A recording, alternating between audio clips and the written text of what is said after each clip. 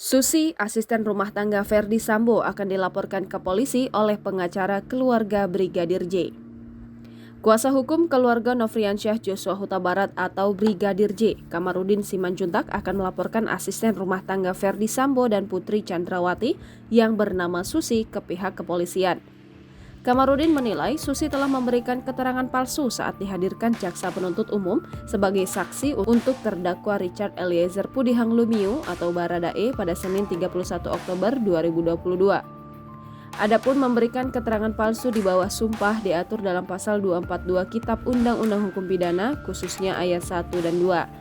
Ayat 1 menyebutkan bahwa barang siapa dalam keadaan di mana undang-undang menentukan supaya memberikan keterangan di atas sumpah atau mengadakan akibat hukum kepada keterangan yang demikian dengan sengaja memberi keterangan palsu di atas sumpah, baik dengan lisan ataupun tulisan, secara pribadi maupun oleh kuasanya yang khusus ditunjuk untuk itu, diancam dengan pidana penjara paling lama 7 tahun. Sementara itu ayat 2 berbunyi, jika keterangan palsu di atas sumpah diberikan dalam perkara pidana dan merugikan terdakwa atau tersangka yang bersalah diancam dengan pidana penjara paling lama 9 tahun. ART Ferdy Sambo dan Putri Chandrawati itu mencabut keterangan saat menjadi saksi untuk terdakwa Richard Eliezer Pudihang Lumiu atau Baradae pada Senin lalu. Tindakan itu dilakukan saat majelis hakim akan menskor sidang setelah melakukan pemeriksaan 3 ajudan Sambo, yakni Azan Romer, Daden Miftahul Haq, dan Prayogi Iktarawi Katon pada Senin 31 Oktober. Saat itu hakim menanyakan soal anak keempat Sambo yang disampaikan Susi ternyata berbeda dengan yang disampaikan Daden.